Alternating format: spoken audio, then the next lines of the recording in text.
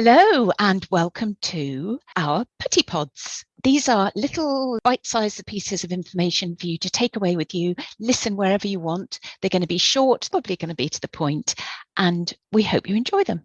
Well, welcome to another one of our little Petit Pods. Our last Petit Pod was not so little, but there was a lot to say as it turned out. Well, today Alexa is going to be talking all about maps in books and whether there's a need in adult books, because in children's books we have a lot of illustrations, we have maps, we have all sorts of interesting things, but there are adult books as well that could benefit from a bit of illustration.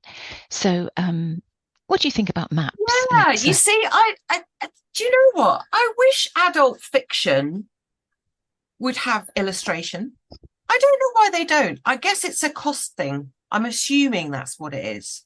I'm assuming adult books don't feel they need illustrations of a scene because of the cost. I'm assuming.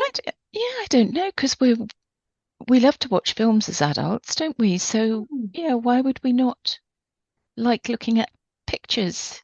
I mean, you can get In books? illustrated versions of Dickens, Jane Austen. You can get illustrated Yes. versions of, but contemporary fiction, there's never any illustration, and I'm always like, do you know what? This particular scene would really benefit from an illustration, especially if it's a really complicated area that is integral to the story.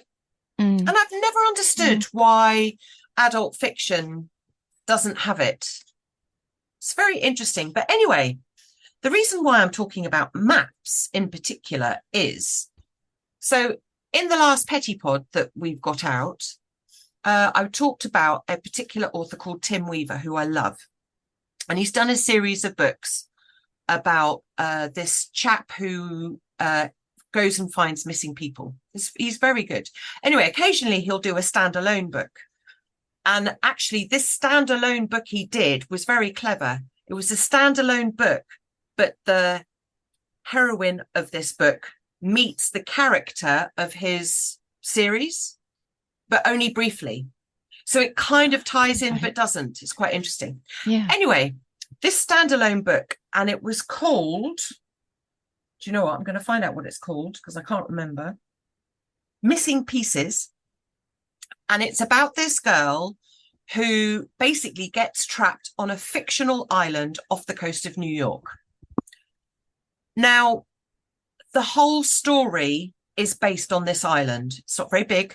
And because all of the action takes place on this island, and the fact that she's the only one on it and she's got killers out for her and all the rest of it, because basically the island is a tourist place, but the ferries stop running after November because of the weather so bad, and their ferries don't start again until April. And she finds herself trapped on this island. Now, because the whole story is pretty much set on this island, do you know what? I'd have loved a map of this island. Yeah, I just in your description of there, then I think, yeah, I would love a map. In fact, I might have, been quite nerdy and drawn one. Well, do you know what? That's so interesting you should say that, because I almost kind of wanted to try. Like, first of all, I looked up the place and realized it was a fictional place he'd made up in his mind. But do you know what? Like, give us a, like, I felt so invested in the story. And because there was also a scene at the end, obviously, where the killers were after her and she had to go and hide. If I had a better sense of place with a map, I don't know, I think I would have been more invested in the story than I already was. So, do you know what? If you're writing a book that is describing a specific place that is very important and integral, and I have seen fiction books, adult fiction books with maps, like that's not an unknown thing. The Hobbit is I know the Hobbit is sort of more children's, but the Hobbit is a famous example. Include a map, right? Because you're going to get your readers even more invested. And I would say a map doesn't take very long to sketch out. Like, you don't have to be an artist to do a map. I know fantasy, sci-fi, and fantasy authors love a map, because now there's a girl that I can't remember her name. I should have got it for this episode, but there's a girl that I follow on Facebook, and she writes fantasy novels, and she's even written a book about how you create your own fantasy worlds, like when you're writing fantasy. And she creates these amazing maps that she uses in her books. And I just think, why can't we have this in mainstream fiction as well? Especially if it's integral to the story. Yeah. And I could imagine in a bookshop, if you flip a book open, you know, if you're thinking about buying it, I think if I saw a map, I'd be looking at place names and things on the map, and then that would also attract me to the story. So I don't know why we don't do it. It's an interesting one.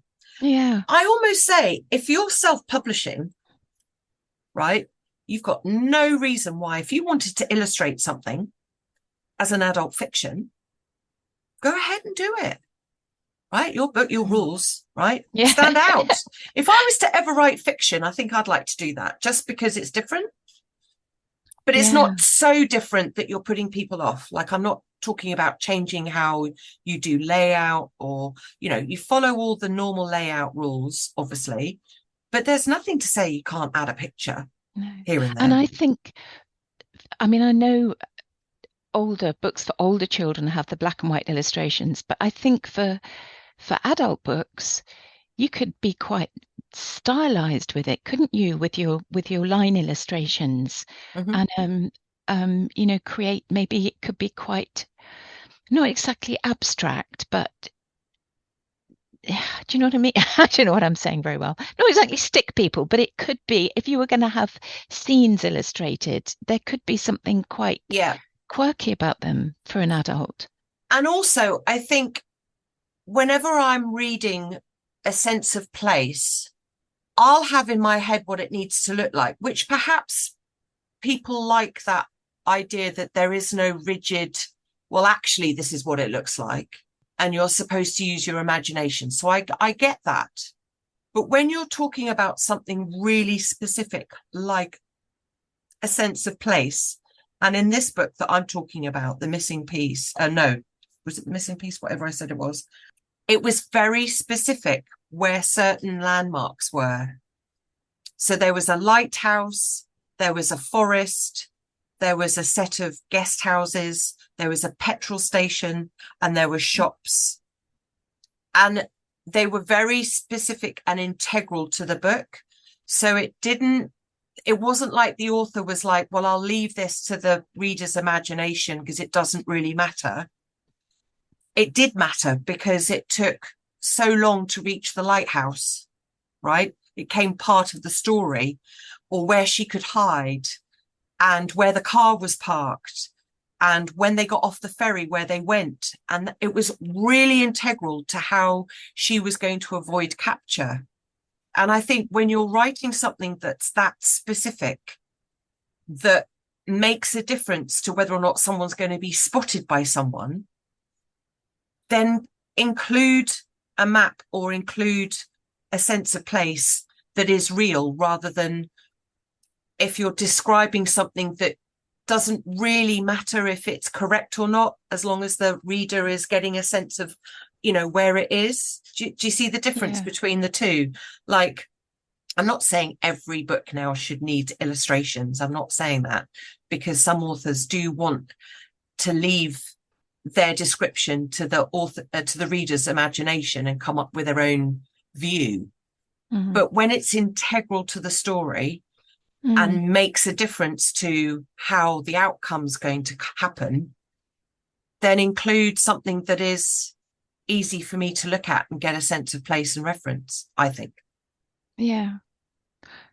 But as you say, where the places relate to each other, and it's the way they relate to each other that affects a person's safety or ability to escape and all that kind of thing. Yeah.